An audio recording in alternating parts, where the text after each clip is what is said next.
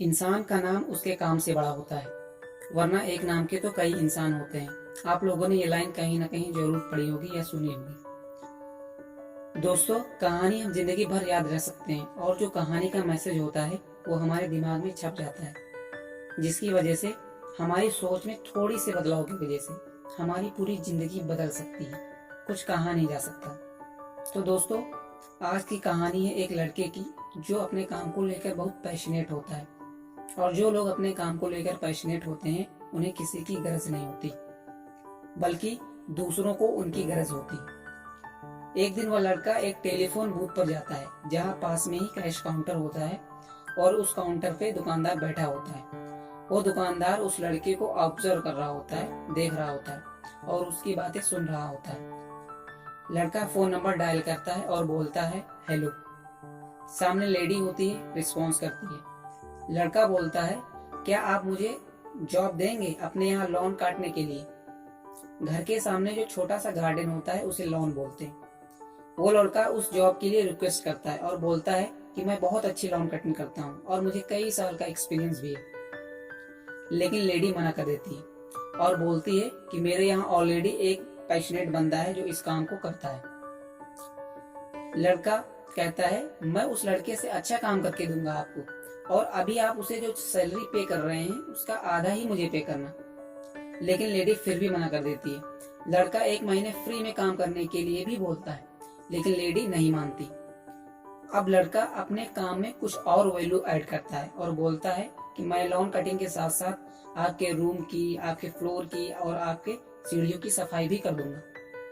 लेकिन लेडी फिर भी नहीं मानती और कहती है कि मुझे किसी भी लड़के की जरूरत नहीं है, नो थैंक्स।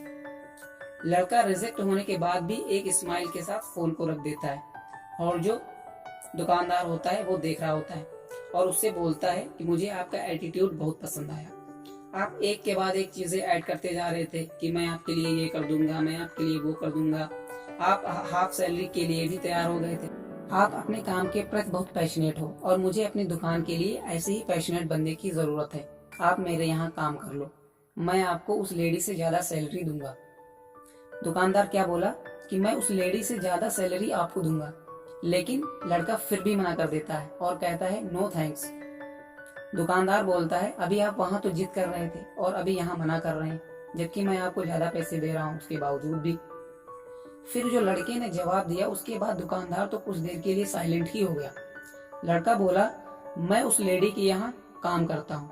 लेडी कह रही थी ना कि मेरे यहाँ ऑलरेडी एक पैशनेट बंदा है जो काम करता है। वो पैशनेट बंदा मैं खुद हूँ। मैं अननोन नंबर से फोन करके मैं अपनी परफॉर्मेंस चेक कर रहा था। मैं खुद को परख रहा था कि सामने वाला मेरे काम से सेटिस्फाइड है या नहीं, सामने वाला किसी और बंदे की तलाश में है या वो मुझे नहीं छोड़ना चाहता। लेडी ने मुझे मना करके मेरे काम की वैल्यू को और बढ़ा दिया। दोस्तों, जो लोग अपने काम के प्रति चीता बन जाते हैं वो लोग एक्चुअल में पैशनेट होते हैं, और ऐसे पैशनेट बंदे को दुनिया कभी नहीं छोड़ना चाहेगी, भले ही उसके पास 17 और ऑप्शन क्यों ना हो, क्योंकि वो जानते हैं कि ऐसे पैशनेट बंदे बहुत कम मिलते हैं।